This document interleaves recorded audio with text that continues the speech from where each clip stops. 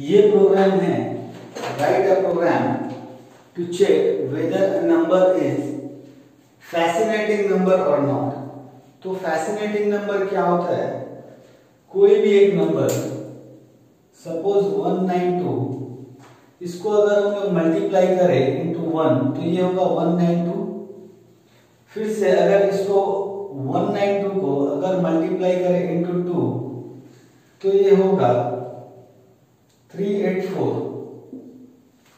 फिर से ये 192 को अगर मल्टीप्लाई करें इनटू 3 तो ये होगा 576। अब अगर ये सारा को अगर हम लोग ऐड करके लिखे 192 384 576, अगर ये सारा नंबर को अगर हम लोग सारा डिजिट्स को ज्वाइन कर दे तो ये जो डिजिट बनेगा इसके अंदर सारा जो डिजिट्स है, सारा जो नंबर्स है वो देखो यूनिक है। तो this is called fascinating number. ठीक है, तो प्रोग्रामेटिकली इसको कैसे करेंगे हम लोग? चलो मेन से स्टार्ट करते हैं। पब्लिक स्टैटिक वॉइड मेन, यहाँ पे क्लास हम लोग ले लिए, क्लास फैसिनेटिंग।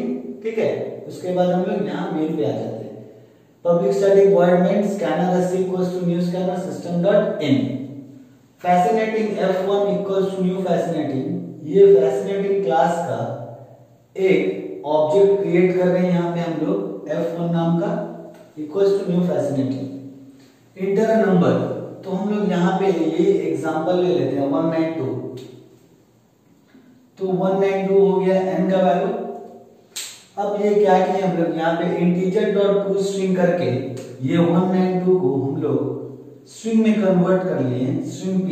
तो p का वैल्यू भी 192, लेकिन ये क्या है? ये स्ट्रिंग वैल्यू है p। ठीक है, अब if p dot length less than 3 अगर हुआ तो number should be at least 3 digits. ये इसलिए क्योंकि इस क्वेश्चन में ऐसा था कि ये जो भी नंबर हम लोग यहाँ पे इनपुट करेंगे उसको एटलीस्ट 3 डिजिट्स होना चाहिए। अगर नहीं होता तो हम लोग ये नहीं लिखते, और कोई भी नंबर अगर होता वो नंबर को हम लोग n1 में इनपुट ले लेते, उसको कन्वर्ट करते स्ट्रिंग में और यहाँ पे चले जाते। ठीक है, तो चलो ये यहाँ पे 192 लेस देन 3 हम लोग का नहीं हो रहा है तो हम लोग एल्स में जाएंगे। अब यहाँ पे क्या किया? Integer dot to string n into 1 n1 into 1 n1 का वैल्यू कितना है? 192। तो ये 192 into 1 कितना होगा? 192। इसको जो 192 होगा प्लस n1 मतलब 192 into 2 मतलब ये 384 प्लस 192 into 3 मतलब ये 576। ये सारा को integer dot to string function use करके इसको स्ट्रिंग में कन्वर्ट करके हम लोग क्या करेंगे? ये प्लस ऑपरेटर मतलब ये कॉन्कैटिनेट कर देगा सारा नंबर्स को और ये s में स्टोर कर देगा। मतलब 192 प्लस 384 प्लस 576 को कॉन्कैटिनेट करने के बाद ये s का वैल्यू हो जाएगा 192 384 576, जो कि एक स्ट्रिंग वैल्यू है। अब हम लोग क्या किए यहाँ पे? Boolean b equals to f1 object dot is unique function को कॉल किए हम लोग और पैरामीटर से यहाँ पे पास किए हैं s मतलब ये 192 384 576 को।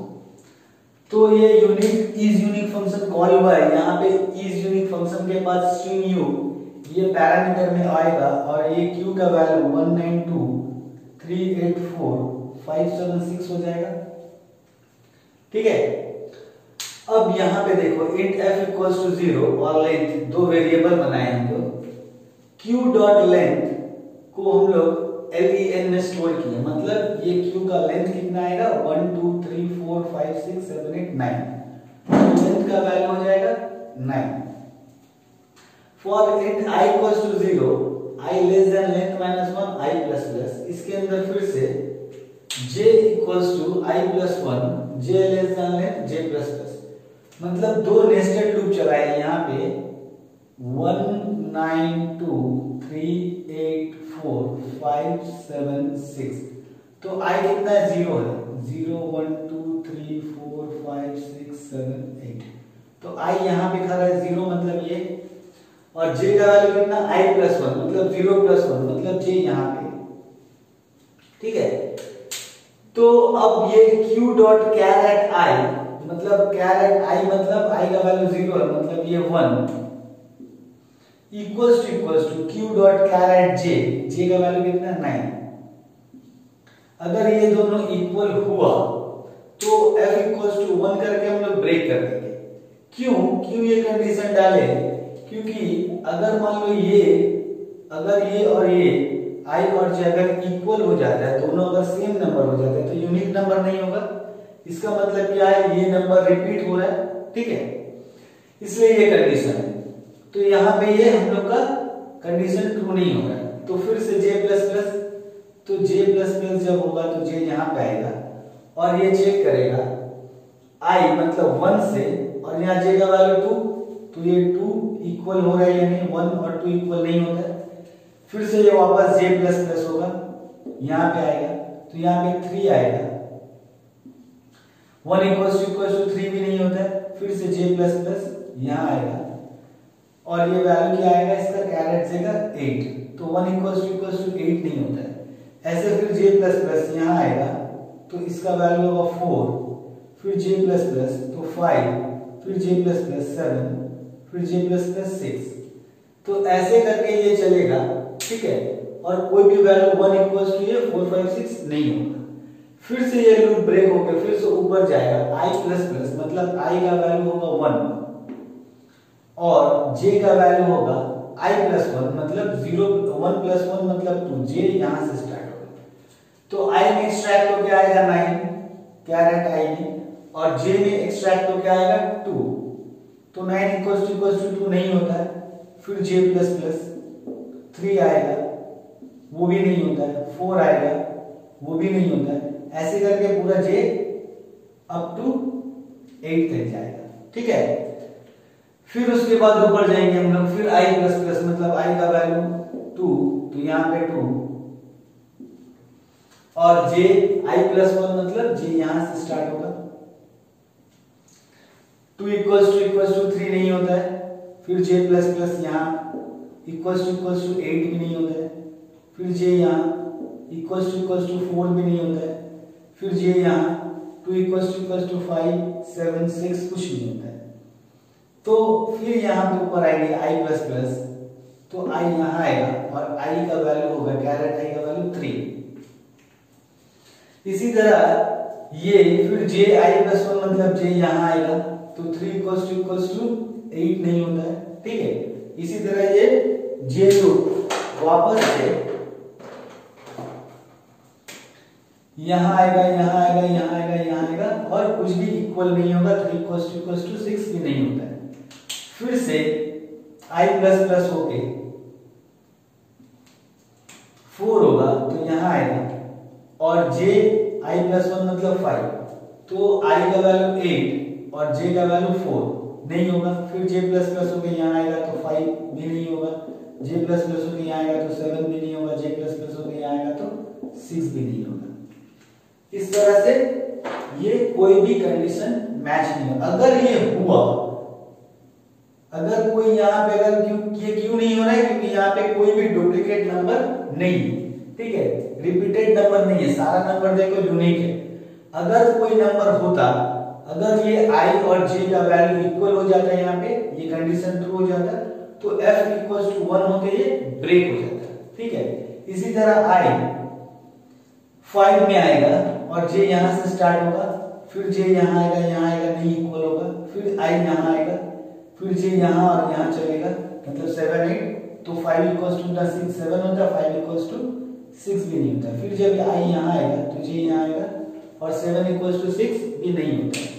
और देखो i कब तक चलेगा, लेस देन लेंथ माइनस 1, तो इसका लेंथ हो रहा था कितना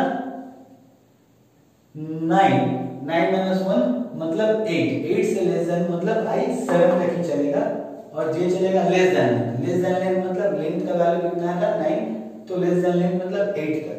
ठीक है, तो ये इटरेशन पूरा होने के बाद यहाँ पे कोई भी कंडीशन मैच नहीं हुआ क्योंकि ये सारा नंबर यूनिक है। अब if f equal to 0, f 0 पहले हम लोग इनिशियलाइज करके आए थे और 0 ही रह गया, तो यहाँ से रिटर्न ट्रू जाएगा। ठीक है, तो यहाँ पे रिटर्न ट्रू आ गया है।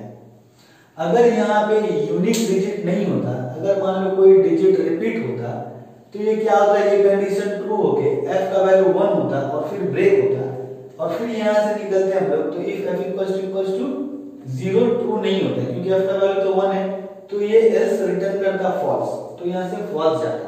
ठीक है, क्योंकि ये सारा यूनिक नंबर है इसलिए ये कंडीशन ट्रू नहीं हुआ हम लोग का और f इक्वल टू 0 ही रह गया है इनिशियल वैल्यू, और यहाँ से हम लोग ट्रू रिटर्न किए।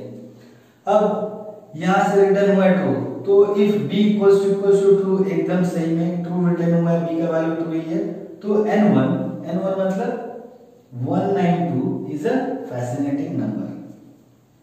क्लियर?